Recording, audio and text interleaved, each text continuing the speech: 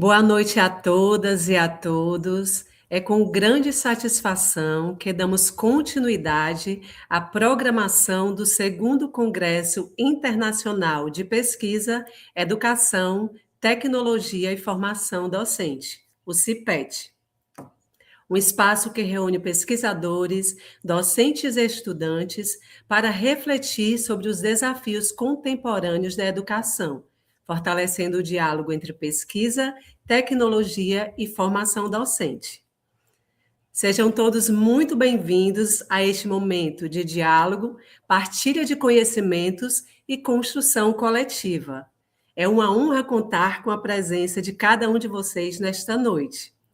Antes de darmos início à nossa mesa de abertura, permitam-me fazer uma breve autodescrição. Meu nome é Paula Lopes, pesquisadora do NUPET, sou mulher de pele clara, cabelos loiros, tenho olhos castanhos e uso cabelos soltos. Estou usando uma camisa de cor preta. Ao fundo, há uma parede de cor clara com elementos decorativos, incluindo um quadro e uma planta. Nesta noite, dividirei a mediação desta mesa com outro petiano, meu colega e pesquisador, agora mestre, Matheus Azevedo. Fique à vontade, Matheus, para dar continuidade a esta noite e fazer sua autodescrição.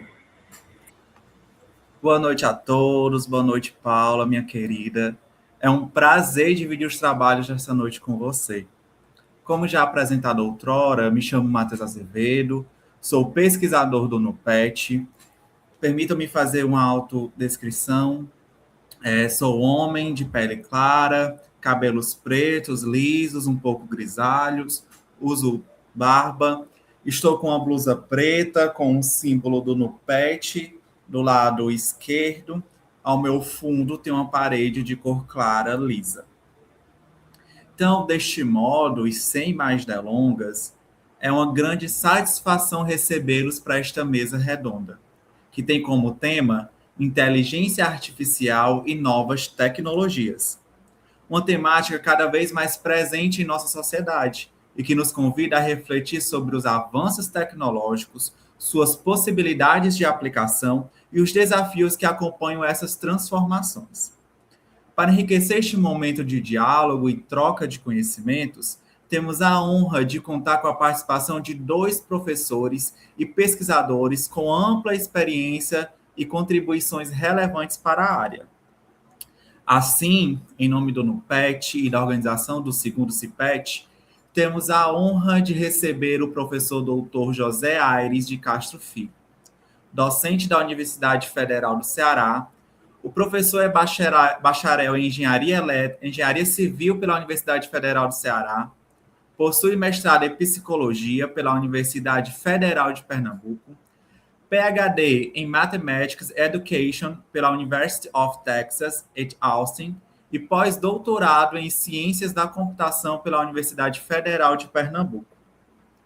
Bolsista de Produtividade em Pesquisa do CNPq, professor titular da Universidade Federal do Ceará, atua no bacharelado em Sistemas e Mídias Digitais e no programa de pós-graduação em Tecnologia Educacional do Instituto Universidade Virtual, no curso de mestrado profissional e no programa de pós-graduação em Educação da Faculdade de Educação, no eixo de Tecnologias Digitais na Educação, nos cursos de mestrado e doutorado. Líder do grupo de pesquisa em tecnologias educacionais e aprendizagem ativa, o PROAtiva, desde 2004. Atua principalmente nos seguintes temas: informática educativa, educação matemática, formação de professores, equidade na educação, tecnologias na educação, processos cognitivos e aprendizagem. Seja bem-vindo, professor Aires. Abro espaço neste momento para que o senhor possa fazer as suas falas iniciais de saudação ao público que nos assiste. Fique à vontade. Obrigado, Matheus. Boa noite, né? Também é uma alegria, uma satisfação estar aqui. Gostaria de começar realmente agradecendo, né, pelo convite e já parabenizando a equipe de organização do CIPET, né? Organizado pelo NUPET, através da figura do professor Brandão, e eu sei que tem outras pessoas envolvidas, tá? vou aproveitar para fazer uma breve autodescrição. Eu sou um homem, sou de pele morena, cabelos grisalhos, bigode, também bigode grisalho, e estou usando uma camiseta polo, né, de cor rosa. Estou aqui à disposição para a gente debater.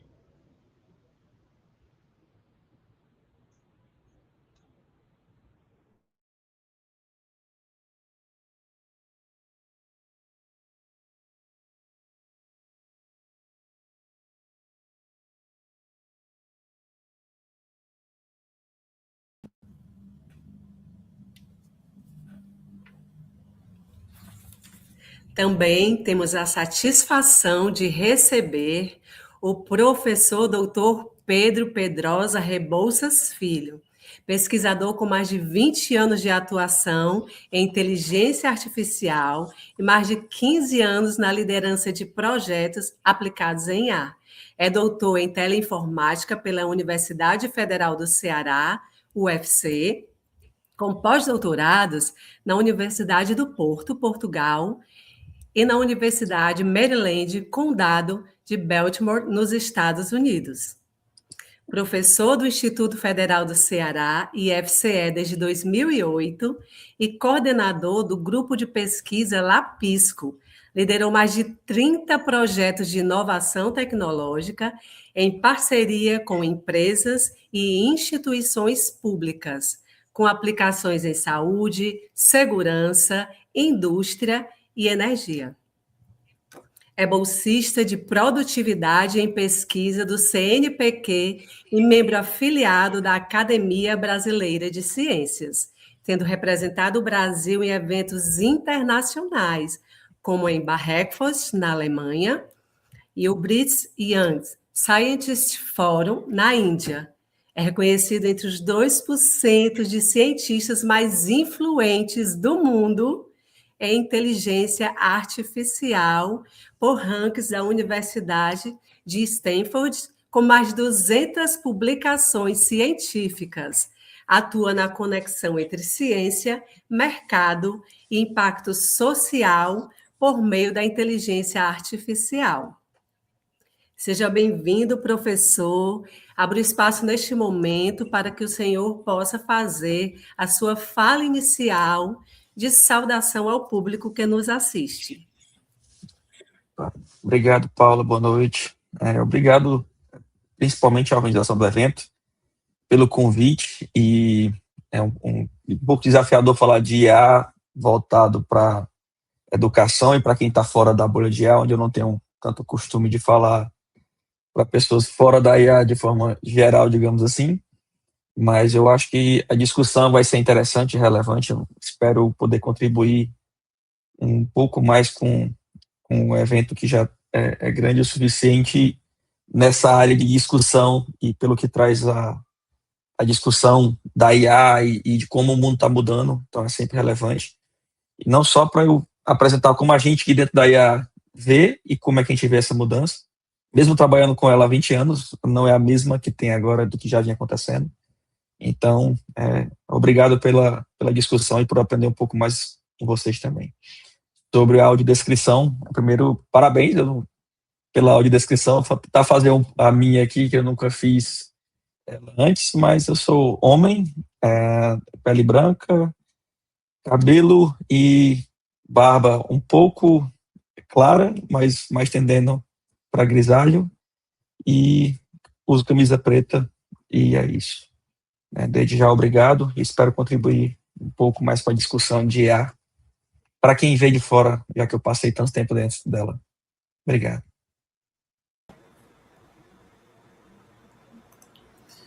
Bom, dando continuidade à nossa mesa de discussões sobre inteligência artificial e novas tecnologias, gostaríamos de acordar a dinâmica da nossa noite. Cada um dos professores convidados terá um espaço temporal previamente acordado para a explanação de sua fala. Após o momento da discussão dos dois convidados, nós abriremos uma roda de perguntas. Deste modo, os ouvintes podem enviar as perguntas no chat, neste momento, durante a apresentação ou no momento específico. Assim, os dois professores podem ficar à vontade para discutirem as respostas aos questionamentos enviados. Portanto, seguindo a ordem alfabética, gostaria de convidar o professor doutor José Aires de Castro Filho para fazer uso do palco virtual do segundo CIPET. Fique à vontade, professor. Obrigado, Matheus. Eu vou pedir só para colocar meus slides, né, na visualização aqui. Pronto. Bom, então, gente, mais uma vez, boa noite, né? A gente vai começar aqui nosso diálogo. Eu trouxe justamente, né, escolhi esse tema, diálogo sobre educação e tecnologia, aí, né, fazendo um jogo de palavras, né, com IA, e deixando a educação realmente na frente, porque eu acho que a minha reflexão vai ser mais em cima disso, né, e já antecipo que acho que a gente vai ter um bom debate aí com o professor Pedro, né, porque vai trazer uma visão mais do mundo tecnológico, eu acho que isso é muito importante também da gente reconhecer, né. Quem tiver interesse nos slides, né, embora eu já tenha enviado aí para a organização do evento e deixar à vontade para disponibilizar, mas quem estiver assistindo, quiser já ter acesso, né, só apontar seu celular ou dispositivo aí para esse QR Code, né, e pode baixar aí para depois salvar esse material, tá certo? Tá? Então, vamos seguindo. Eu queria começar aqui com uma provocação, né, há uns meses atrás, acho que uns 6, 8 meses atrás, né, eu costumo dizer assim, tom de ironia, né, que o grande educador Bill Gates, né, fez uma afirmação, né, de que a inteligência artificial iria substituir médicos e professores em 10 anos, né, e eu tenho 36 anos só de universidade, só de UFC, mais um tempo, né, que fui antes, né, comecei a trabalhar nessa área ainda na graduação, né, então vou estar aqui um pouco mais de 40 anos, assim, de experiência na área, né, e esse é um debate que volta e meia ele está sempre surgindo, né, de que a tecnologia vai substituir professores, vai substituir determinadas profissões, e embora ao longo da nossa história a gente tenha visto algumas profissões, né, deixarem de existir, né, na tecnologia, por exemplo, né, a figura do digitador, né, mas você vê que profissões com alto grau de especialização, né, como é o caso da profissão de professor, da profissão docente, né, eu não vejo ela sendo substituída, né, por nenhum aparato tecnológico. Eu vejo que ela precisa ser repensada, precisa ser transformada em função disso. Eu acho que é um pouquinho dessa reflexão que eu vou fazer, né, e aí eu queria, a partir disso, justamente traçar brevemente, né, que a gente poderia passar uma hora explanando sobre isso, mas traçar uma breve linha do tempo sobre tecnologia na educação, né, quando a gente fala desse termo tecnologia na educação, a gente vai lá para os anos de 1950, quando a gente ainda não tinha um dispositivo eletrônico ou computacional, né, a gente tinha uma máquina de ensinar que era analógica, mas que tinha princípios, né, que até hoje são adotados, né, nos computadores e nas IAs atuais, né, tá certo? E na década de 60, por exemplo, né, quando a gente já tinha, pasmem talvez para alguns de vocês, né, já existia a inteligência artificial, né, bem diferente do que a gente tem hoje, né, mas você já tinha, né, sistemas, né, chamados sistemas tutores inteligentes, projetados para exercer a função de ensino. Então, isso já existiu no passado, né, com características bem diferentes, obviamente, né, mas isso já existia, né. E eu diria que aí, até esse momento, a gente tinha um paradigma da ideia, né, da máquina de ensinar de esquina, né, de ter um dispositivo, de ter um computador que ensinava e que substituía determinadas tarefas, né, do professor, tá? E na década de 70, a gente tem surge um novo paradigma, uma mudança grande realmente, né, com a chegada, né, da linguagem Logo, dos trabalhos desenvolvidos no MIT pelo professor Seymour Papert, né, e tem um livro, né, na década de 80, nos anos 2000, desculpa, o professor Papert escreveu um livro chamado A Máquina de Ensinar, A Máquina das Crianças, né?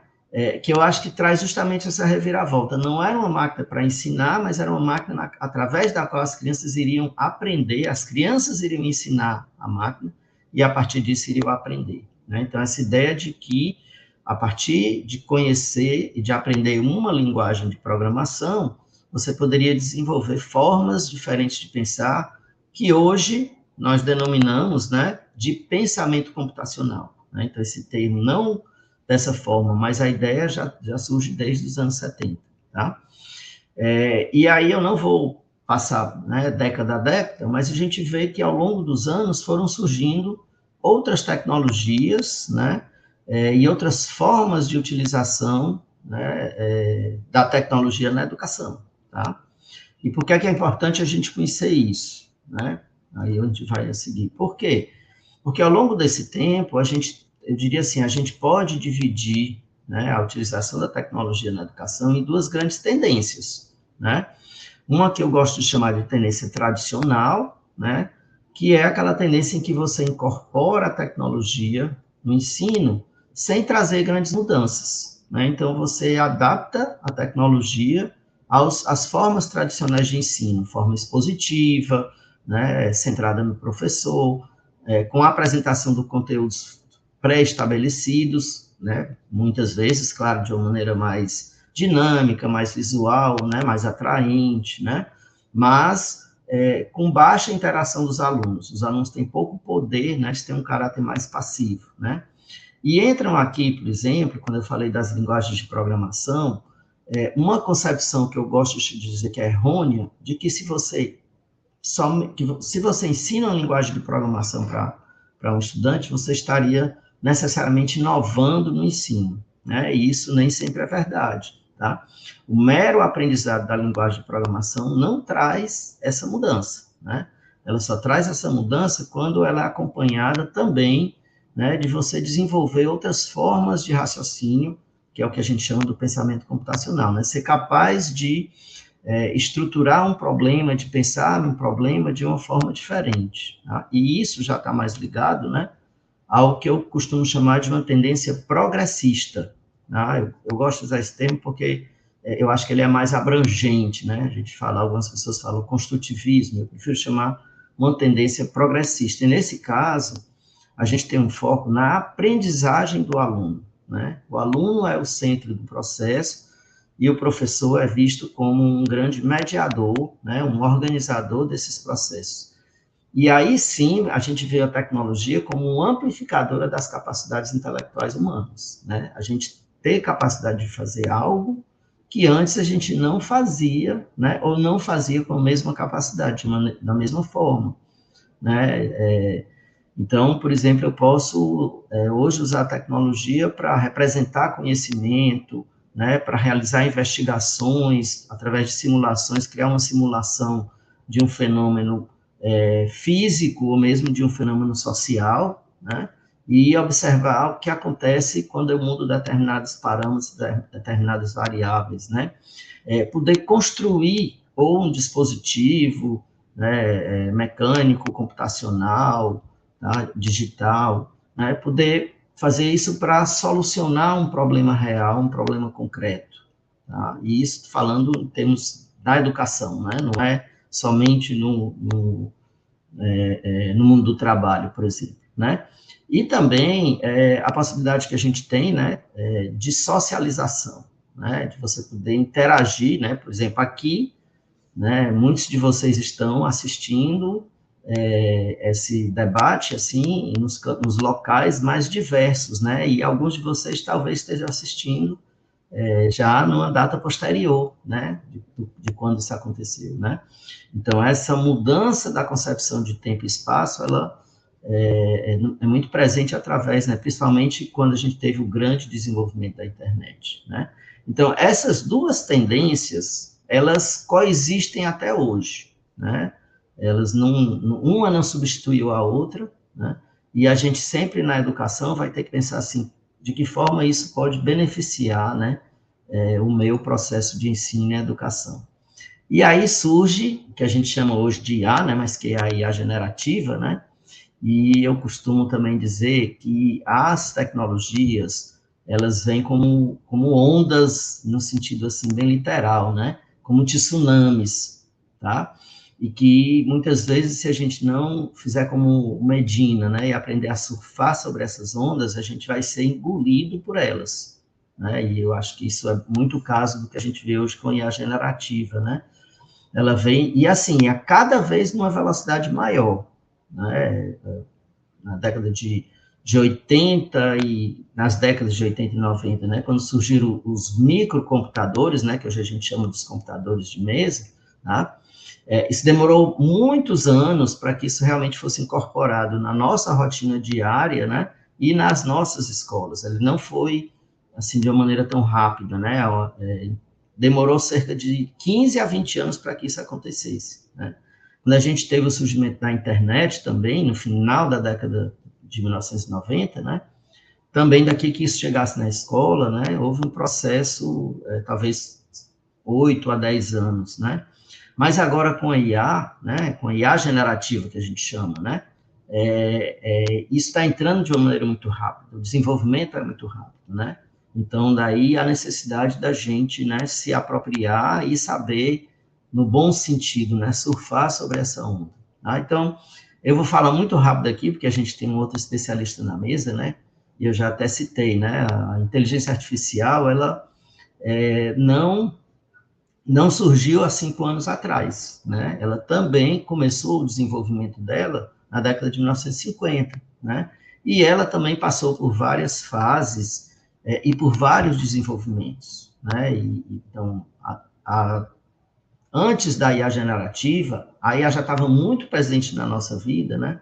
Mas para muitos de nós, eu diria de uma forma invisível, né? Nós éramos usuários passivos dessa IA, né? Então, quem já usou alguma vez, né, o Google Maps, né, um sistema de streaming, né, de algum canal de streaming, ou de música, ou de vídeo, né, muitas vezes estava usando a IA, né, sem saber que estava usando, quer dizer, ou estava sendo usado por essa IA, né, porque coletava os nossos dados e nos dava recomendações, né. O que as ferramentas de IA generativa nos permitem, né, é uma postura mais ativa sobre essas ferramentas, né, a possibilidade da gente criar conteúdos, né, ter respostas a partir, eu diria assim, da nossa iniciativa, daquilo que a gente pergunta, né, então eu trago sempre esse quadro, né, das vantagens que a gente tem, né, como executar determinadas tarefas com menor tempo, menor esforço, né, poder buscar as informações de uma forma mais rápida, né, e mais eficiente, né, automatização no atendimento, né, muitas vezes a gente está conversando num bate-papo, né, sendo atendido por alguma empresa e a gente acha que é um ser humano, mas na verdade é um robô, né, é um chatbot que está acontecendo, né. Tarefas de transcrição, hoje, por exemplo, eu uso muito agentes para transcrever reuniões, né? Então, a reunião, ao mesmo tempo que você está acontecendo, quer seja gravado ou não, até os encaminhamentos é feito de forma semiautomática, né? Criação de textos, de imagens, de vídeo, talvez seja o que a gente mais tem visto hoje em dia, né? Tradução entre muitas linguagens. Então, assim, ela traz uma série de benefícios, mas, atrelado a isso, a gente também tem alguns riscos, né? Não estou querendo aqui trazer somente o lado positivo, né?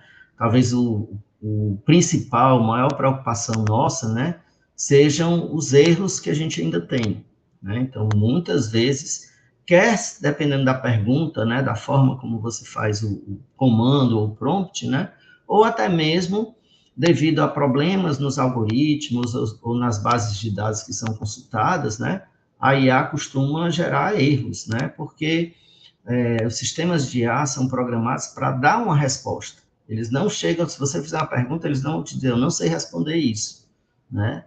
A não ser que eles tenham sido treinados, né? Se for uma pergunta assim, de cunho mais sensível, mais ético, ele pode ter sido treinado para dizer que não vai dar a resposta, né? Não tem permissão para dar essa resposta, né? Além disso, a gente tem muitos problemas de preconceito, né, vieses de raça, de gênero, de etnia, né, tem vários estudos acerca disso, né. Os problemas de plágio, né, afinal, quando você tem um texto gerado pela IA, uma imagem, né, quem detém a autoria dessa imagem, realmente, né, ou, isso no caso afeta muitos de nós professores, né, quando se passa uma atividade, você recebe aquele trabalho do aluno, né, foi realmente escrito pelo aluno, como detectar isso, né? E, além disso, né, a gente tem hoje a preocupação com o ambiente, né, porque os sistemas de IA generativa, né, consomem muita água e energia, né, para poder dar respostas tão rápidas, né, eles usam um grande número de processadores, ou processadores de alta velocidade, né, e isso também gera esse problema de consumo, de gasto de energia, tá? E a educação no meio de tudo, né, que a gente está falando, né, então eu afirmo, né, gosto de dizer que a gente não pode discutir, né, tecnologia, entre ela a inteligência artificial, se a gente não traz o professor, né, para o centro dessa discussão, né, ele tem que estar dentro dessa discussão, né, então, professores, né, que eu acho que é a audiência principal aqui, né, dessa mesa, eles são fundamentais para a gente ter esse uso ético, né, criativo, né, pensar formas de utilização e, principalmente, pedagógico da IA. Qual a melhor forma, né, na área de conhecimento que eu atuo, né, nos componentes, né, do meu domínio, quais as melhores formas de usar, né? E, para isso, né, nós precisamos ter formação, né, para dominar as ferramentas digitais. Também não adianta fazer a discussão só do ponto de vista teórico, né? Eu preciso saber dominar isso na prática, né? Preciso ter um pensamento crítico sobre como perguntar, né, como utilizar, como a IA funciona, né, entender até como ela funciona, né, e também sobre como julgar, avaliar as respostas que são dadas pela IA, né, e, junto a isso, saber planejar o seu uso, né, dentro dos processos de ensino e aprendizagem que trabalhamos, né. Então, tem um termo hoje que é muito importante a gente citar, né, que é o termo letramento em IA, que vai além, né, do domínio tecnológico das ferramentas, né, ele envolve exatamente essas outras habilidades que foram citadas, né. E aí eu queria trazer aqui, né, para a nossa mesa, né, como exemplo, um projeto de pesquisa que eu coordeno, né, financiado pelo CNPq, que também conta com o apoio, né, da CAPES, através do programa PIBID, né, da UFC, do PIBID de Língua Estrangeira, né, e é uma iniciativa para integrar a inteligência artificial, né, a abordagem STEAM, que é uma outra abordagem, eu não vou entrar aqui por conta do nosso tempo, né, e o ensino de inglês como língua estrangeira em contextos educacionais, né. Essa ideia de usar o inglês, ela tem, eu diria, dois motivos, né, o primeiro deles é porque a gente quis trazer uma área que é bem da humanidade, né, bem da área de ciências humanas, né, para essa discussão, tá? E também porque a gente faz esse projeto, né, são duas universidades brasileiras, a UFC e o FRN, em parceria com duas universidades americanas, né, a Universidade da Carolina do Norte e da Carolina do Sul, né. Nesse projeto, a gente vai atuar na formação de professores, né, capacitando para elaborar sequências didáticas, né, que integrem inteligência artificial, STEAM e o inglês, né, como língua estrangeira, e tendo como base princípios de equidade, inclusão e redução das desigualdades sociais. Então, essa é uma discussão também que vai estar muito presente na discussão do projeto, tá? A gente tem um arcabouço teórico, né, uma base, que está fundamentado, eu diria assim, três grandes temáticas, né? A primeira delas, a pedagogia crítica de Paulo Freire, tá? Uma outra pedagogia, vou falar muito rápido aqui por causa do tempo, né? A outra é a pedagogia culturalmente relevante, né? Para quem nós ensinamos, né? Quem são os sujeitos, por que eles aprendem, né? Dentro do contexto que eles estão, né? Que é uma pesquisadora norte-americana, né? Ledson Billings, e também trazendo o construcionismo de Papert, tá? Todo o trabalho que ele desenvolveu, né, toda a base teórica para o uso da tecnologia da educação, né, que embora ele tenha focado, né, na linguagem Lobo, mas aquilo que ele propôs vai muito além dessas ideias, tá? E aí eu queria deixar como recomendação, né, um artigo que nós publicamos recentemente, né, tá aqui o QR Code de acesso, e que traz justamente, eu diria assim, esses princípios, esses fundamentos, né, de forma geral, para esse trabalho de integração, né, do STEAM, da inteligência artificial, no ensino da língua estrangeira, né? Então, quem tiver interesse aí, por favor, pode consultar o artigo, né, para fazer a leitura, tá? O projeto vai atuar, né, na formação, tanto presencial, né, a gente vai atuar em 2 escolas aqui de Fortaleza, também junto ao programa PIBID, né, da UFC, e da mesma forma no Rio Grande do Norte, na UFRN, né?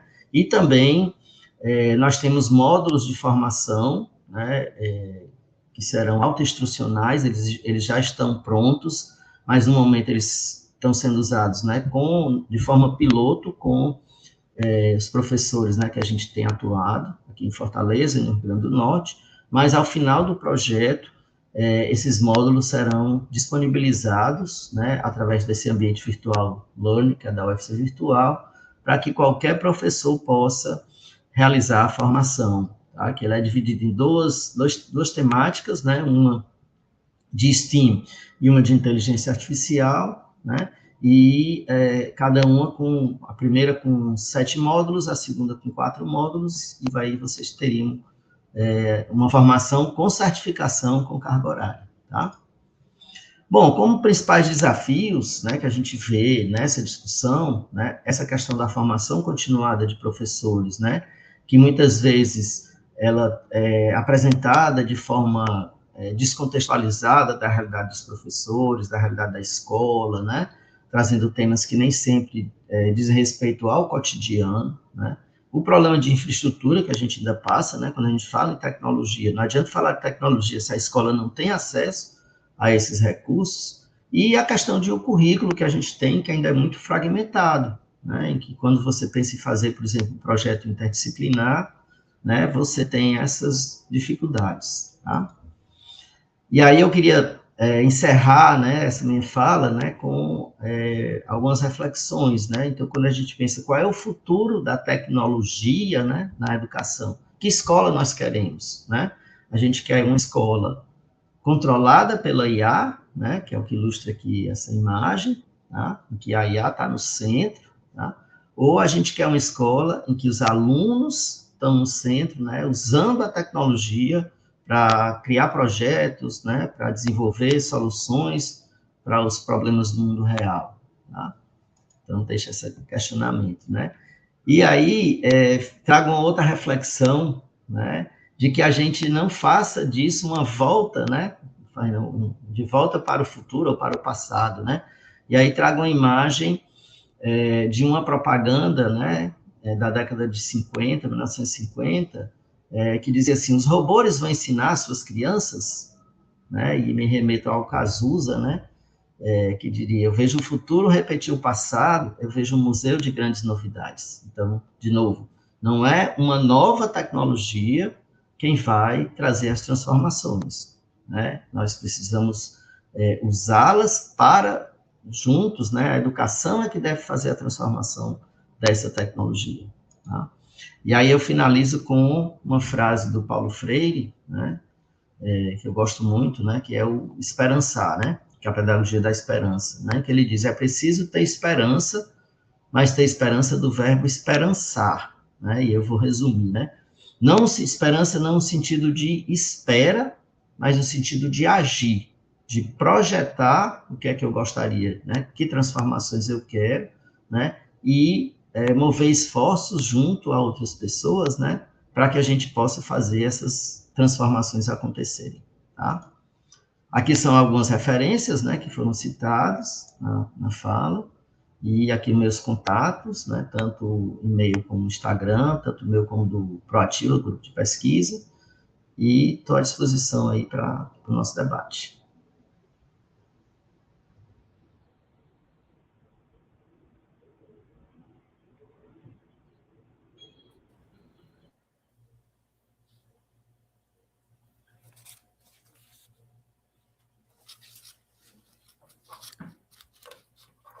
Reforçando aos nossos queridos participantes que podem colocar suas dúvidas, suas perguntas em nosso chat, que ao final da palestra serão respondidas.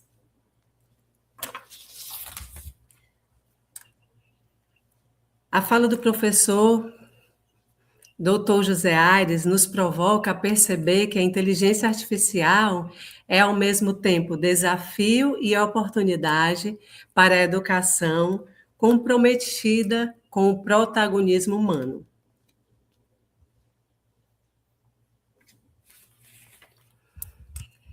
Querido professor Dr. José Aires, é deveras pertinente a sua fala no contexto das novas tecnologias.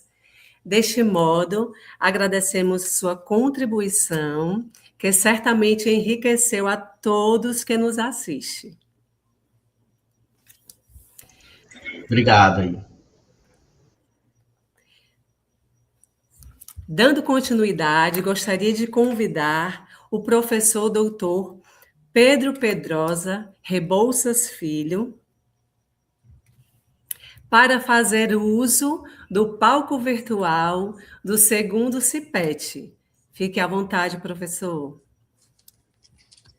Olá, pessoal. Boa noite, tudo bom? Acho que tem que permitir os slides aparecerem. Pronto. Maravilha. Obrigado. Bom, para a gente contextualizar, eu tentei trazer para cá um ponto de vista sobre o que é inteligência artificial e como funcionam essas novas tecnologias que a gente vem desenvolvendo há 20 anos e contextualizar um pouco em que momento que a gente está inserido e o meu ponto de vista nesses produtos que a gente vem desenvolvendo, né, como a gente desenvolve a partir disso. Tá? Então, basicamente é isso. Eu sou professor do IFCE, mas participo das pós-graduações também de Engenharia Elétrica e Engenharia de Teleinformática da UFC, como meio permanente em ambas, então basicamente é um prazer estar falando com vocês também e conhecer mais pessoas que estão usando esse momento para discussão e essa realidade que a gente vive também. Então, eu deixei aqui os contatos logo na capa e vai aparecer em alguns slides. Eu repito no final novamente. Bom, de antemão, onde eu chego, eu digo claramente de onde eu sou, que as pessoas não entendem quando a gente fala que é de Fortaleza, do Ceará. Então, a gente fica em Fortaleza, uma cidade que é muito conhecida no Brasil como sendo uma cidade que todo mundo passa as suas férias. Então, recomenda-se sempre que vem para o Brasil, o pessoal fala muito da Amazônia, do Rio de Janeiro, para quem vem a trabalho para São Paulo. Mas logo depois, um dos destinos comuns é o que a gente está vendo aqui. O que a gente esquece em muitos momentos é que, embora seja conhecido por isso, a gente tem outras coisas aqui no Ceará também. Então, aqui é um exemplo de vários analíticos que a gente pode mostrar para vocês de coisas que a gente já fez ao longo do tempo. Tanto, aqui são tecnologias, não necessariamente soluções, começando aqui por cima, a detecção de objetos, reconhecimento facial, rastreamento de pessoas, reconhecimento de poses, de sentimento de forma geral, análise de batimento cardíaco com visão computacional, sistemas embarcados em veículos, detectando poste, transformador, cruzeta de forma geral, a rastreamento de pessoas, identificação de veículos, de forma geral, auxílio a diagnóstico médico. Então, assim, são muitas aplicações, várias áreas, e essas aplicações foram feitas todas aqui, junto com meus alunos, nos projetos que a gente foi desenvolvendo. Isso não é só as tecnologias, a gente coloca elas em tempo real, funcionando, com dashboards, com monitor Covid, por exemplo, o governo do estado utilizou na época do Covid, foi desenvolvido pela gente, monitor Amazônia, aplicações web, mobile, aplicado a fazendas inteligentes de camarão, aplicado a sistemas de auxílio ali para a área de pedagogia, para a área de segurança de forma geral. Então, são muitas aplicações de forma diversa e a gente acaba esquecendo que Fortaleza ela é bela, mas tem gente que não está na praia o tempo todo. A gente vai lá, obviamente, a gente gosta de ir lá. Não troca o Ceará por nada, mas a gente faz muito mais coisas aqui no Ceará que os próprios cearenses não conhecem. Então, aproveito esses momentos que a gente está aqui agora até para falar um pouco mais sobre isso. Eu sou professor titular do IFCE, a gente fundou o Lapisco em 2012 por necessidade de tinha muita gente que foi se acumulando como orientando e fazendo pesquisa, então o Lapisco ele se confunde um pouco com a minha trajetória acadêmica E o Lapisco basicamente tem professores hoje, tanto na UES, como na UFC, como na Unifor, como na Unilab. São pessoas que foram orientadas por mim em graduação, mestrado, doutorado, pós-doutorado, e hoje são professores nestes locais também. Embora eu seja novo, eu passei por um curso muito novo também, e trabalho com IA há 20 anos. Então, tem a forma de ver, a forma comum, né? Quer dizer, esse menino é muito inteligente, está fazendo isso já faz 20 anos, eu prefiro ver de outra maneira. Algo que eu faço há 20 anos, se eu não soubesse, eu era não tão inteligente assim. Então, é o outro ponto de vista contrário da lógica humana que a gente pode atender. Certo? Então, o Lapisco, desde 2012, fica no campus Fortaleza do IFCE e, basicamente, o espaço que a gente tem lá, basicamente isso que a gente está colocando aqui, é algo itinerante, não é algo fixo, mas é um ponto de encontro, digamos assim, quando a gente para conversar. A gente já vem desenvolvendo projetos com vários grupos de pesquisa, várias empresas, órgãos de fomento em várias áreas distintas. E, basicamente, eu faço essa introdução inicial para contextualizar onde eu vou chegar aqui para quem não é da área. Né? Então, assim, embora todo esse conhecimento que a gente tenha, eu posso falar para vocês que inteligência artificial, em poucas palavras, eu tenho dados, esses dados, de forma geral, existe a maneira que os humanos eles olham para esses dados, existe a operação que os humanos normalmente fazem com aqueles dados. Em geral, o que a gente faz no dia a dia são coisas automáticas que é muito repetitiva. Quando acontece esse cenário onde o humano, especialista, ele faz coisas repetitivas, existe um padrão. Esse padrão, ele é repetitivo, então uma máquina consegue fazer. Se ela é repetitiva, uma máquina consegue fazer. Então, as decisões que os humanos normalmente tomam porque é algo clássico, por exemplo, no ensino, alguém que tirou nota acima de 7, ele está 7 ou superior, ele está aprovado. 6,9 é reprovado. Ah, mas eu poderia passar. 6,9 é reprovado. Então, esse é o ponto. Do ponto de vista didático, embora a gente possa ir para cima, para baixo, por alguma razão, a nota 6,9 é uma decisão que está reprovada. Esse é o ponto que eu quero dizer para vocês. Existe padrão, existe métricas, existe coisas que a gente segue como humano e tudo isso que tem essa logística, a IA ela vai estar ali ajudando como ferramenta de auxílio ao suporte de tomada de decisão, para que o humano ele tenha mais tempo para fazer outras coisas, que é o ato de ser humano, né? E é além das regras, é além do padrão, né? Então, isso é sempre o ponto que eu bato na tecla, que não é algo comum ou convencional de se analisar. A gente sempre conversa como se a gente tivesse uma IA que vai substituir o humano. Não, a IA ela vai criar um sistema de suporte para tomar decisão de humanos. E esses humanos continuam tomando a decisão deles, só que muito mais rápido, já que ele tem mais informações e mais auxílio. Essa é a forma sempre de a gente analisar o que uma IA faz, certo? E, obviamente, a gente foi bombardeado aí, de uma forma geral, coisas de IA, e essas coisas de IA que a gente vem desenvolvendo, ela basicamente a gente colocou no pacote tudo que eu faço com IA há 20 anos, que foi surgindo aos poucos, visão computacional, interpretação de documentos em texto, análise de sentimento de texto, eu posso dizer análise de áudio, análise de vídeo de forma geral. Tudo isso foram coisas que foram surgindo ao longo do tempo, foram se desenvolvendo, mas para a gente hoje a gente chama tudo isso de inteligência artificial. E o grande ponto é que a gente que está fora da IA chama isso de IA como se fosse uma caixa preta ali fechada de um avião, digamos assim, que está caindo e ninguém sabe o que é que vai parar. Esse é o principal ponto. A gente não está olhando para essa IA como a gente deveria, como uma ferramenta de auxílio e sendo humano ao usar essa IA. Né? A gente está achando bom que a gente atuava como um robô, fazendo coisas repetitivas, sem sentimento, sem emoção, sem pensar, e a gente está gostando que a IA está fazendo isso para a gente porque está otimizando o meu trabalho. E em nenhum momento ninguém questiona se se a IA está imitando o meu trabalho, porque o meu trabalho estava sendo robótico. Esse é o principal ponto.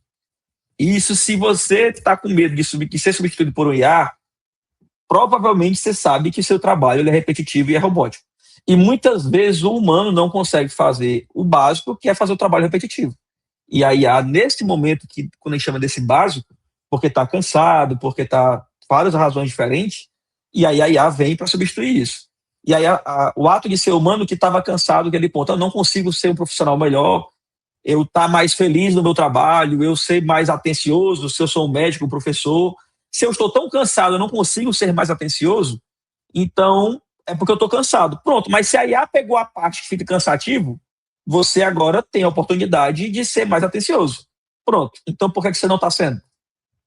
Esse é o principal ponto do ponto de vista da IA, é que a IA ela vem para pegar a parte repetitiva e você vai fazer a parte que o humano deveria fazer, que é pegar justamente do ponto de vista de desenvolvimento as exceções e a parte ali cinza, digamos assim, que não é das tomadas de decisões. O professor comentou há pouco, o professor Aires, que quando a gente ensina linguagem de programação, o ato de criar uma cadeia de pensamento, de raciocínio, é o que faz você desenvolver a habilidade daquele humano. Perfeito. E nessa lógica, as exceções elas vêm primeiro. Quando a gente vai começar a desenvolver algum programa, algum software, alguma coisa do tipo, a gente não faz o geral e depois as exceções. Entrou os dados, trata-se todas as exceções para depois eu fazer o geral. E o humano, muitas vezes, não consegue fazer essas exceções porque está cansado fazendo geral e sempre pensando em produtividade para aumentar a sua própria produtividade. E se aumenta a produtividade desse geral. E esse é o ponto de vista que a gente esquece sempre. E aí o que mudou o ponto de vista para todo mundo foi a IA generativa, onde eu consigo pedir para a minha IA fazer uma imagem, fazer um texto, responder um e-mail, analisar um documento. Isso é algo robótico, algo que você faria seguindo passo a passo de forma simples. Não, então, são coisas que o humano faria, a IA aprendeu e assim poderia dar continuidade. Do ponto de vista nesse sentido de usar IA para isso, é uma maravilha. O grande ponto é que o ChatGPT, lançado há 3 anos atrás, ele era assim. Aí você fala assim, não, mas o ChatGPT hoje ele está muito melhor. Ele não está muito melhor. Ele assumiu que o humano não consegue ser humano. Em que sentido? O software ele desenvolvia algo para você e você tinha que pegar a solução dele, você tinha que ser humano, analisar e voltar pedindo alguma outra coisa, analisando aquela resposta. Como ele percebia que isso não acontecia com a maior assertividade possível, o software começou a desenvolver uma solução e ele pensava, essa solução pode ter quais falhas? Essa. Ele mesmo ia lá checar essa, corrigia tudinho, depois ele retornava. Pronto, terminei. E hoje o humano que não conseguia nem ir passo a passo acompanhando, ele consegue menos ainda entender o todo, porque agora a IA de fato está fazendo tudo que o humano faria. E o ato de exercitar o pensamento para melhorar aquele processo não está acontecendo mais porque o humano não está mais fazendo parte do processo. E aquilo que já era repetitivo e que a gente achava que deveria melhorar está repetitivo com os mesmos erros e mais rápido. E a parte que eu poderia fazer, que era para melhorar a IA, não está mais acontecendo. E se vocês acham que, para quem está fora da IA, é uma caixa preta fechada que não tem como acessar lá dentro, eu posso garantir para vocês que os desenvolvedores que poderiam entender a IA, eles também não estão entendendo porque eles não sabem o que é visão computacional, o que é CNN, o que é Deep Learning, eles também não conhecem. Então, a gente está se acostumando com a IA no nosso meio, acelerar os processos, mas a gente, ao mesmo tempo, não está acostumando a gente, de novo, a ser humano, que é o tempo que a gente tem extra, em exercitar o lado de ser humano e ser mais filosófico nas ações, nos atos, nas tomadas de decisão, e esse é o principal ponto. Então, isso é o caminho que eu quero tomar a apresentação de hoje, para que a gente possa explicar para vocês o que é que acontece. Do ponto de vista da IA, a gente vê essa caixa preta como tendo uma entrada, dados, imagem, texto, e eu tenho a saída. Mas o que acontece lá dentro? O que é feito lá dentro? Como é que eu posso confiar no que está acontecendo lá dentro? Existe uma área do que as pessoas estão fazendo hoje, que é simplesmente colocar tudo lá dentro, e a IA vai tomar uma decisão sem eu participar daquele processo de decisão. Quando eu não participo daquele processo de decisão, isso vira algo que eu estou esquecendo de ser humano, né? E isso é uma coisa que a gente não pode deixar de ser, né? Então, em cima disso, um sistema de IA, ele tem essas etapas, de uma forma geral. Posso dizer para vocês. Eu coloquei aqui uma imagem como visão computacional, porque vocês estão vendo a imagem, fica mais fácil. Mas na primeira parte que está aqui, um sistema de inteligência artificial, por exemplo, que processa uma imagem, o que é que ele faz? Eu vou ter uma aquisição da imagem, essa aquisição da imagem, ela pega a grande cena, digamos assim, e eu vou ter que selecionar apenas uma parte pequena daquela imagem para processar. Aqui no caso, eu entro na primeira meta de sempre que eu estou analisando no sistema de IA, que é segmentar aquela região de interesse, procurar naquela imagem aquilo que me interessa. Esse é o primeiro sistema de IA faz isso. Ah, mas isso é só para visão computacional. Não, se eu tenho um conjunto de dados, a IA procura aquilo que ela vai trabalhar. Ah, mas eu tenho uma conta. A IA procura naquela conta, a primeira coisa que ela tem que fazer, que é segmentar o que cabe a ela naquele exercício. Um prompt bem feito nada mais é do que eu dizer exatamente o que eu quero, daquele contexto, exatamente o que ele faça, por qual é a região de interesse de operação daquela inteligência artificial. Então, sempre a primeira meta é essa. Quando eu vou pegar isso e eu vou aplicar essa segmentação, é igual um filme da Sessão da Tarde, que tem um jovem apaixonado que chegou numa festa, e aí, magicamente, ele vê a pessoa que ele está apaixonado, todo mundo some e fica só quem? Só a pessoa que ele está apaixonado. Pronto. Isso é a cena clássica do que seria uma segmentação. Se você imaginar que isso é uma segmentação, você entendeu, sem eu precisar explicar nada, porque o filme representou isso. Nada que não me interessa some, tudo que não me interessa some, e fica só a parte que me interessa naquele momento que eu vou analisar, processar e algo do tipo.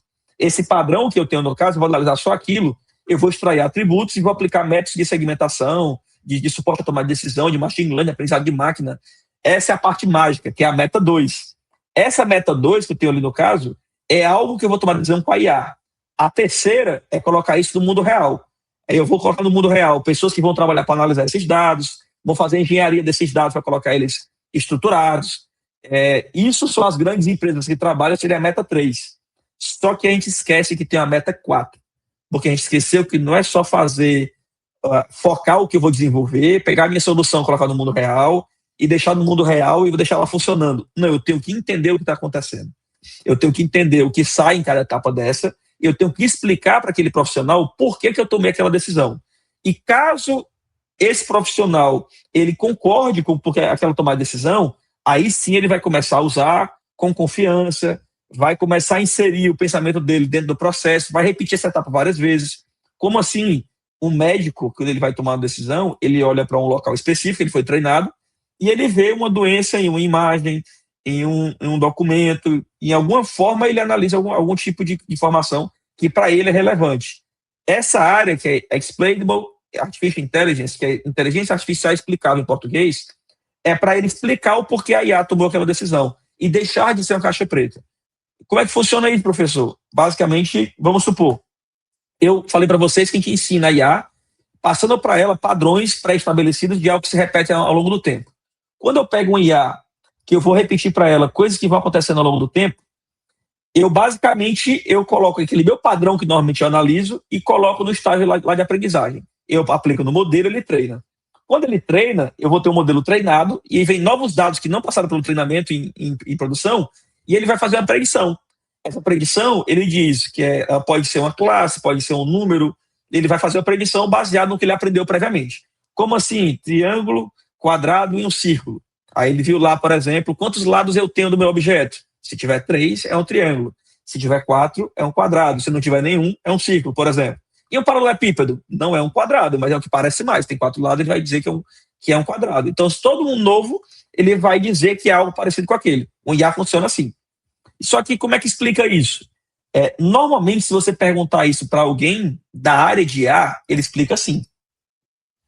Matematicamente, eu tenho um grande volume de dados, onde nesse volume de dados eu explico vários objetos, carro, pessoa, e aí o modelo, como eu fui ensinado, passei para ele várias informações, ele consegue me dizer, ele consegue aprender, e aí quando eu entro um carro novo, eu consigo ter uma inferência de dizer que é um carro. Como é que eu melhoro esse modelo? Você adiciona mais dados. Mas como é que ele funciona? Ele funciona analisando um padrão. E você percebe que parece uma criança de 10 anos repetindo. São pessoas adultas, 30, 40, 50 anos, repetindo o ciclo. Mas aí como é que eu melhoro? Adiciono mais dados. Mas como é que eu otimizo isso? E se aparecer um objeto que não está ali dentro, como é que eu vou saber? Você começa a ver que você não participa do processo, você se sente burro. Porque você pergunta uma coisa que você pergunta para alguém que é da área, ele não consegue explicar por que não funciona. É porque nenhum dos dois está tentando ser humano. O ato de ser humano, quando um humano fala algo por humano, uma tomada de decisão, ele explica por que ele acha aquela informação e por que ele tomou aquela decisão. Seria basicamente fazer o que está aqui. Em vez de ficar pensando matematicamente numa fórmula, matematicamente num número, é simplesmente quando eu perguntar, após treinar, isso aqui é um carro. Mas por que é um carro? Porque tem rodas, porque tem luz. Visualmente, ele parece um carro, ele tem um volante. Eu tenho explicações palpáveis do porquê que é um carro. É aquela clássica que a gente fala, se soa como pato, anda como pato, parece um pato, é um pato. Pronto, essa é a explicação da IA. Se você usar a explicação da IA como base matemática, você vai aprender de novo a ser humano. Só que existe essa área, uma área de desenvolvimento. Como é que a gente desenvolve essa área de inteligência artificial explicável? Os especialistas da área, quando pensam na área como humanos. Então, ele começa a interpretar melhor e assim começa a conversar com pessoas da área e a explicar melhor os modelos, e os modelos vão sendo mais palpáveis e úteis. Esse é o principal ponto. A área, você perguntava para mim, que era o principal ponto do e-mail que eu perguntava, professor, para onde é que vai a IA, onde nós estamos agora? A IA, ela não vai se tornar humana, ela se aproxima do comportamento humano, à medida que o humano entende como funciona o que entra na IA e o que sai da IA, e ele começa a entender o que está certo, o que está errado, e tomar as decisões como humano. Então, viram inteligência artificial explicável. Então, ao longo do tempo, a IA tende a ser mais explicável em áreas que os humanos participem mais. E os humanos vão confiar mais nessas áreas, porque eles participaram do processo, entendem como funciona melhor, e a IA está explicando melhor. Então, é um ciclo virtuoso, digamos assim, que vai aproximando a saída da IA do mundo real e a gente confiando mais nelas. E você passa a dizer, mas eu não gosto disso. Gostando ou não gostando, a IA não vai sair do mundo moderno, já que ela aumenta a produtividade de coisas que são repetitivas, não dando mais espaço para fazer outras coisas. Certo? Então, a perspectiva da IA ela vai nessa direção. Então, quando a gente fala, quando eu fiz o primeiro pós-doutorado em 2015, a minha intenção lá era transformar a IA, sair das prateleiras e transformar ela em produtos. Então, era inteligência artificial aplicável, né? Que fosse coisas reais, que funcionassem reais, era a minha intenção na época, fazer isso virar no mundo real. Quando eu fui estudar já agora, em 2025, eu procurei um grupo que já estava desenvolvendo isso, que é inteligência artificial explicável, uma área de pesquisa, de estudo que eu, particularmente, uso sempre para explicar nas aplicações que eu desenvolvo, junto com o meu grupo de pesquisa, para que as pessoas entendam o que está acontecendo, porque senão elas não vão usar o que está sendo desenvolvido. Então, só pesquisar para pesquisar e desenvolver, para mim não interessa. Eu gosto de ver as coisas funcionando, e isso gera um ciclo sempre repetitivo das coisas evoluindo. Né? Então, quais são os riscos que não podem ser ignorados aqui nesse sentido? Primeiro de tudo, os vieses dos dados. Se tudo que eu passar para a IA tiver o padrão que tem um viés, que ele é preconceituoso, que ele é um viés errôneo, que é um viés do meu comportamento, e não como deveria ser, então a IA ela vai ter tudo de errado que aquele comportamento que eu tinha. Então a IA ela não é a verdade. A IA ela vai repetir o que ela foi ensinada a fazer. Então, os dados eles têm que ser cada vez mais limpos, mais gente tem que participar da IA, para que essa limpeza nos dados ela retire todos os vieses que aquele humano que movimentou aqueles dados ele tinha. E isso vai fazer com que as informações e as tomadas de decisões elas sejam cada vez mais adequadas, e não com viés por um grupo de pessoas ou por aquele momento da IA que ele tem naquele momento. A dependência é excessiva. As pessoas se acostumam a não pensar. Se antes elas faziam o ato repetitivo e não tinham tempo por estarem cansados de fazer aquele ato repetitivo, de dar muita aula, sem olhar para o aluno, de preparar muita aula, pois pronto, se eu preparei muita aula, isso puxando para o meu lado, já que eu sou professor também, já que eu preparei muita aula, a IA me ajudou a preparar minha aula. Mas aí quando eu dou muita aula, mas a IA está me ajudando a ter ambientes que auxiliem esse processo de repetitividade para eu ensinar melhor o aluno. Então, qual é o motivo que eu não estou mais fazendo o que eu estava reclamando que não tinha tempo? Porque a IA está me ajudando, eu tenho mais tempo. É pela comodidade, possivelmente, da dependência excessiva da IA e pela eu esquecer de fazer o que eu estava querendo fazer antes, que é ser humano. Né? E o outro é a ausência de tomar decisão. Em geral, os empresários estão tentando usar a IA para diminuir a quantidade de humanos no processo para reduzir os custos. Na verdade, ele deveria manter os humanos e aumentar a IA para fazer processos repetitivos, para dar mais coisas para aqueles humanos fazerem, que é o ato de ser humano, sem ele precisar fazer tantas coisas repetitivas. Esse é o principal ponto da IA. Então, esse conjunto é o que a gente não pode esquecer, certo? E do ponto de vista do que a IA faz hoje como educador, a IA ela pode individualizar e personaliza o ritmo de cada aluno, ela agiliza correções de feedback, sugere conteúdos e caminhos por aluno, né, que o aluno ele tem uma dificuldade nisso, ele vai ter mais exercício naquele sentido. O outro já teve mais facilidade, eu posso ter caminhos de aprendizagem diferentes. Então, a gente consegue fazer esse tipo de coisa. É só a gente procurar as ferramentas corretas que nos auxiliem em cima disso. E o professor iria fazer o quê? Ele contextualiza e dá sentido humano. Ele procura fazer o que o professor Aires comentou antes, fazer com que ele tenha essa sensação de pensar, de filosofar praticamente em tudo que ele for fazer, que é o ato de ser humano em cima disso. Então ele questiona a decisão da IA e ele ensina o humano a questionar para que melhorar a IA. Sempre lembrando que a IA está cuspindo respostas repetitivas que o geral faria sempre, mas nem sempre isso está correto. Isso vai aumentar o senso crítico e a autonomia do aluno de forma geral, certo? E aí, para finalizar, eu diria que não basta só usar a IA, o que a gente precisa é entender o que ela está fazendo do ponto de vista que entra e que sai, principalmente nessa linha da inteligência artificial explicável, questionar e ensinar a questionar. Esse é o principal ponto, que é o ato da IA de fato, certo? Então, resumindo, o humano precisa voltar a fazer o que só ele pode fazer, ser humano. É isso. Muito obrigado. E agradeço a atenção de todos. Que é os meus contatos, caso alguém tenha interesse.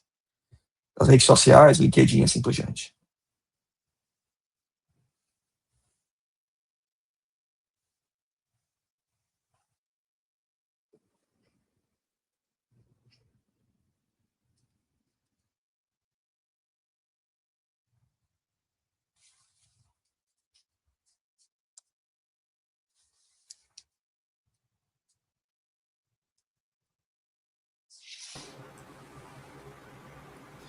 Muito bem, professor Pedro, muito obrigado.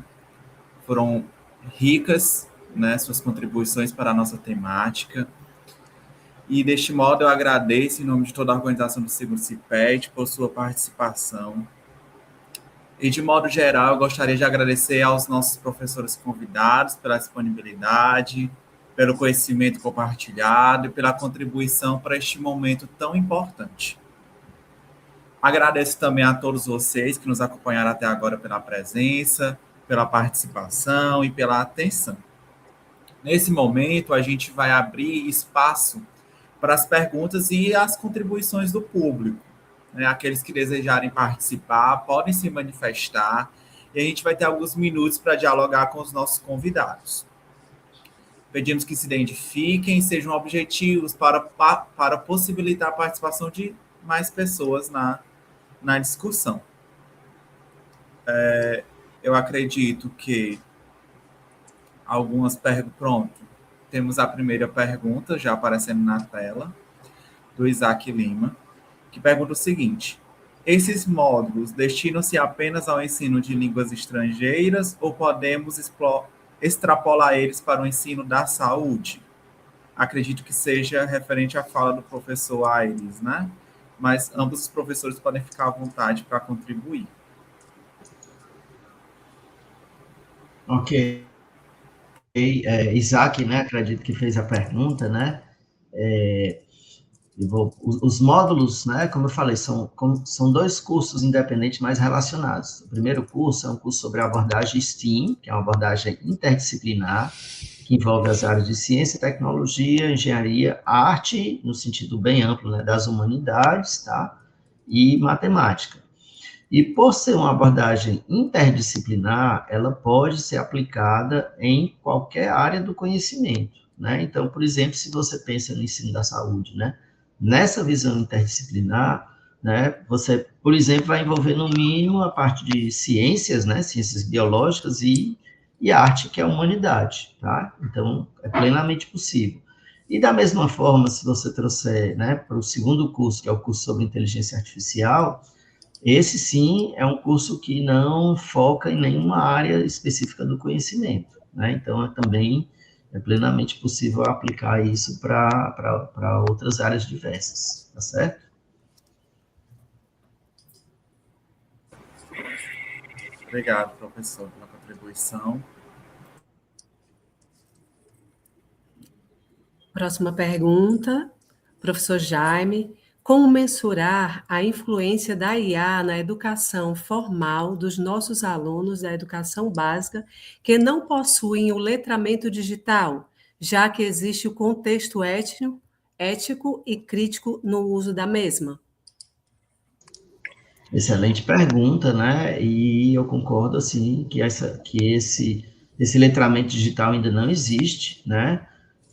E isso está, eu diria assim, olhando para o horizonte, né? Se a gente for olhar pelo lado positivo, a gente tem hoje uma BNCC, né? E uma BNCC específica, né? Que é a BNCC Computação, que traz um olhar sobre esse aspecto, né? Então, essa discussão sobre cultura digital, sobre o mundo digital, sobre o pensamento computacional, né? Isso está presente, né? Tanto na BNCC como na BNCC Computação, e para que isso possa ser implementado, né? Na prática, realmente, no currículo vivo da escola, né? Você vai ter que ter esse letramento digital. Claro que isso perpassa, né? Pela atualização de diretrizes curriculares, pela formação de professores, pela disponibilidade de tecnologia na escola, né? Mas isso é algo que, assim, uma vez que está presente, né, em um documento de base como a BNCC, é algo que diria assim, as secretarias, né, de educação não podem mais fugir, não podem mais se isentar, né? Então, elas precisam realmente avançar essa implementação. Ela já era para ter sido feita, né?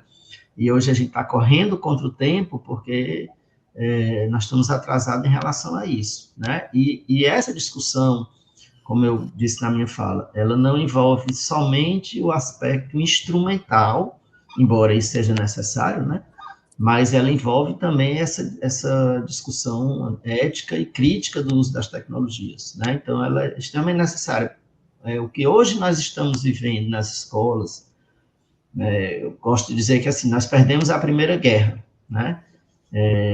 Eu fui um entusiasta, por exemplo, né, na época da chegada das tecnologias móveis, né, fui entusiasta na introdução disso nas escolas, né, de forma educacional.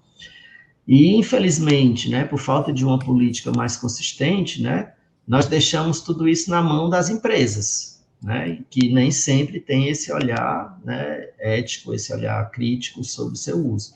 E aí nós tivemos que tomar uma medida drástica, né, que é a proibição do uso desses dispositivos na escola, né, embora haja um adendo que possa ser usado no sentido pedagógico, né, mas a maioria das escolas preferem não usar do que ter o risco de usar e sofrer sanções, né.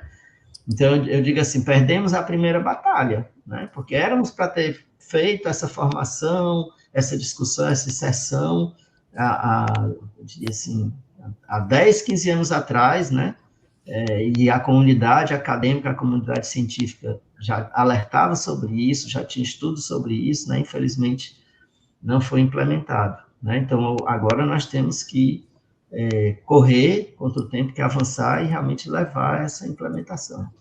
Tá? Professor Pedro, talvez queira acrescentar alguma coisa, já que você, né, assim, é de uma área de IA, né, e talvez fala dessa questão, Sim. né. Do ponto de, embora eu seja professor já faz muito tempo, mas aí da área de exatas, então eu costumo dizer que assim, eu entendo o contexto e a forma toda, mas assim, do ponto de vista curto prazo, eu tenho uma forma de pensar. A médio e longo prazo eu concordo com o professor Aires, é exatamente como ele colocou.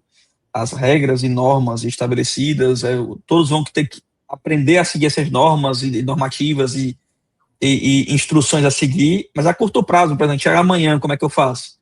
Pronto. Aí eu, por ser da área de exatos e ser muito prático, eu posso dizer para você que tudo que você for fazer, que é a mesma coisa que você fez quando era aluno, que é a forma da gente ensinar e cobrar e explicar. Por exemplo, eu sou pai, eu tendo a ensinar para minha filha como eu aprendi, mas eu sei que está errado. É óbvio que está errado. A minha filha já não é igual a mim, o tempo já não é o mesmo, as coisas não são as mesmas, então é muito parecida a logística. Então, de forma prática, se você for explicar e cobrar da mesma forma que você fazia antes, lembre que isso é repetitivo. Se é repetitivo, a IA faz. Se a IA faz, eles vão usar a IA, tanto para fazer sua prova, para estudar o seu conteúdo, e a comparação ela é muito rápida, porque eles assistem, é tudo no 2 vezes, no 3 vezes, a comparação é meio que imediata.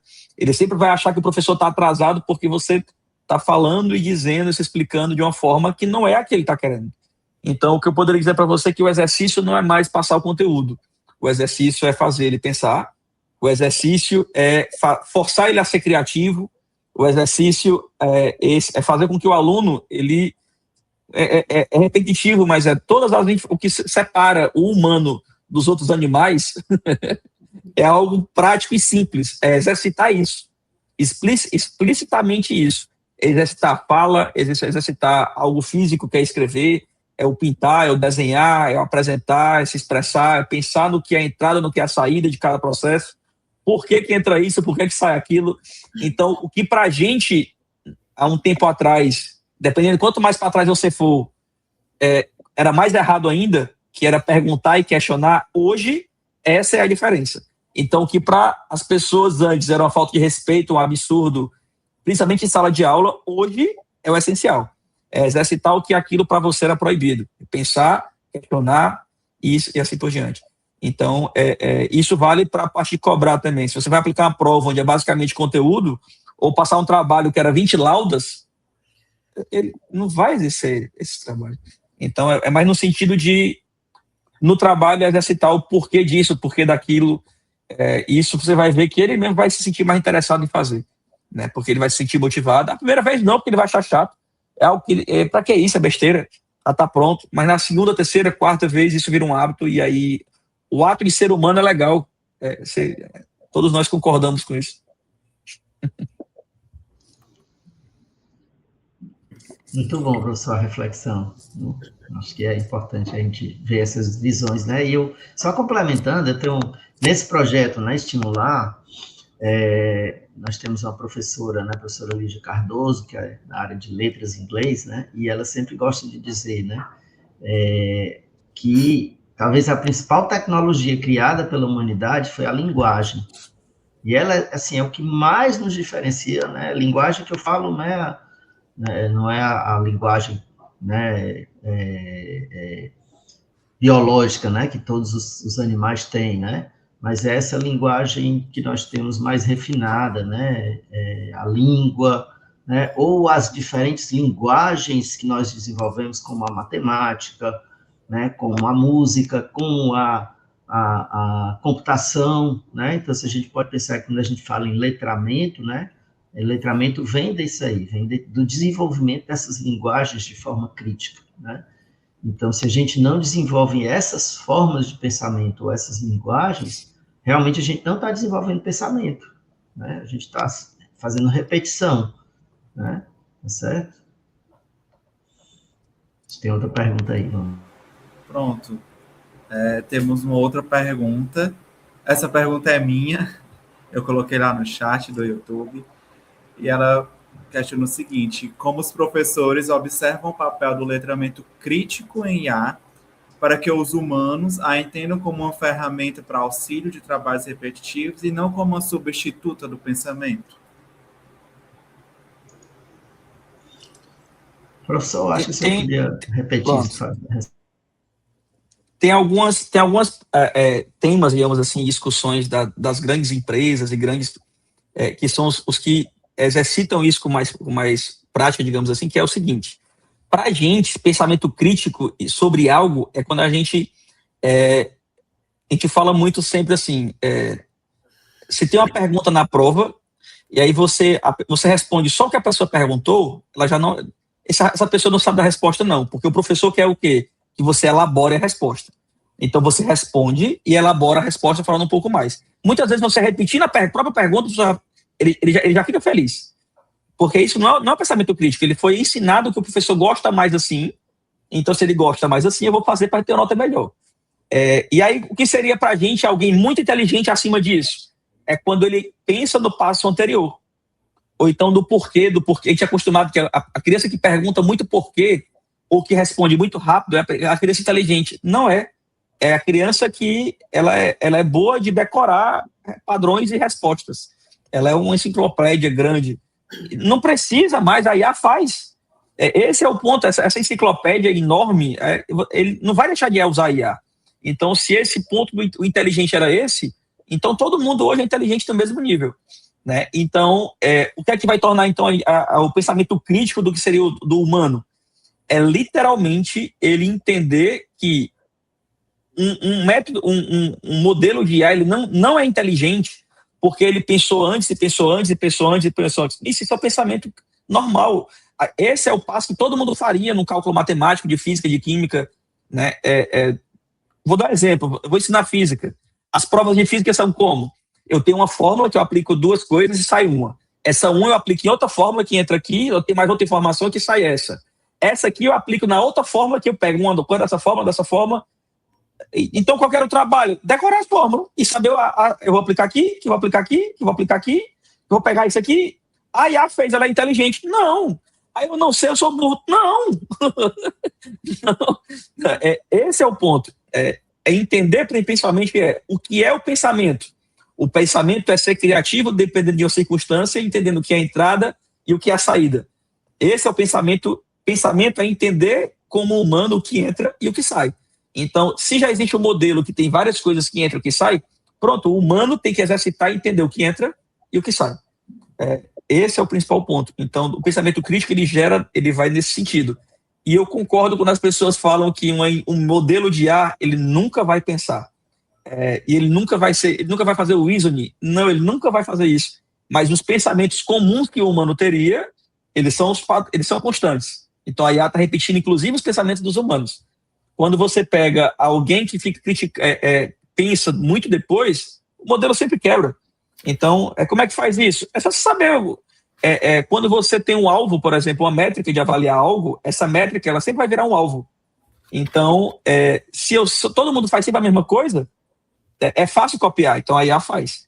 Aí, o humano ele precisa entender sempre buscar usar as ferramentas para aumentar a produtividade, mas questionando a entrada e saída, e isso vira um novo pensamento crítico.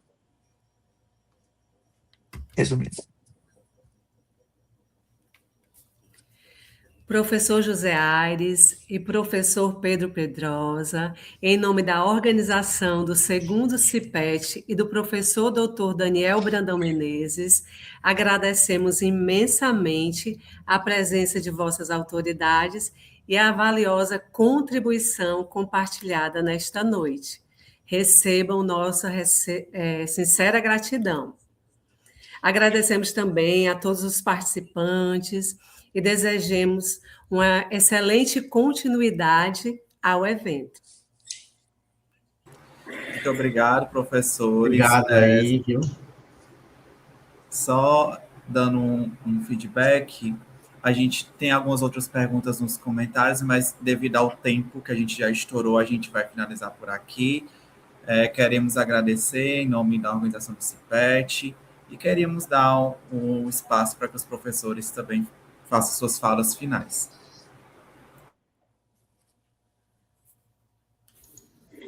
Bom, eu queria mais uma vez agradecer, né, pelo convite, por esse momento de troca, né? Gostei muito, não conhecia o professor Pedro, então gostei muito da fala dele, né, e ver um pouco como eu digo, né, dessa visão da área tecnológica, né, dizer que caso tenha alguma pergunta, né, que realmente por conta do tempo não pode ser respondido, que pode ser direcionado, né, para o meu e-mail ou lá pela nossa rede social, que, né, terei prazer em responder, tá? E espero nos encontrarmos em uma outra oportunidade.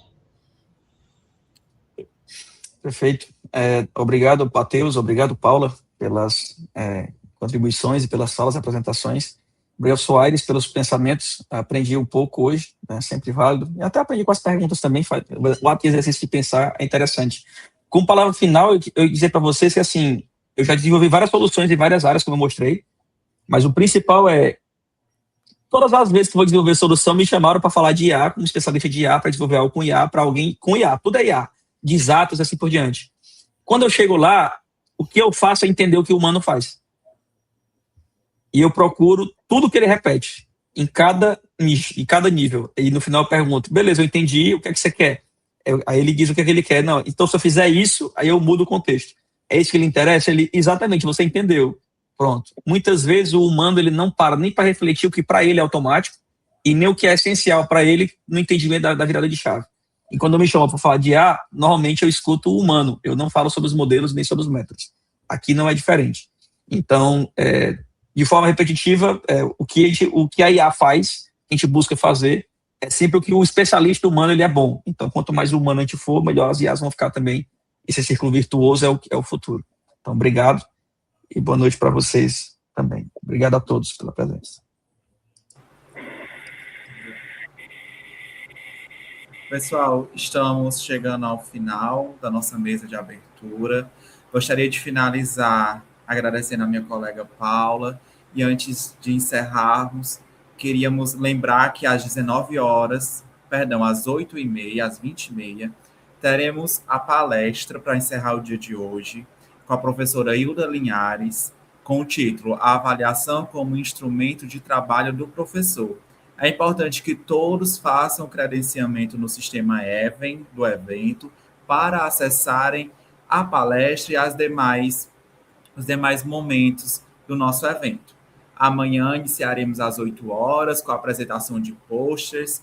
Logo em seguida teremos outra palestra. Posteriormente, a apresentação dos minicursos. Em seguida, uma outra palestra. E finalizamos com a mesa redonda. Obrigado a todos que nos acompanharam até aqui e nos vemos em breve. Gratidão, Matheus. Foi um prazer compartilhar essa mediação com você. Gratidão a todos e a todas. E não esqueçam de dar like nesta transmissão e de se inscreverem no canal do YouTube do NUPET. Além disso, nos sigam em nosso Instagram, @NUPET__US. Tchau, tchau. Tchau, tchau. Até mais.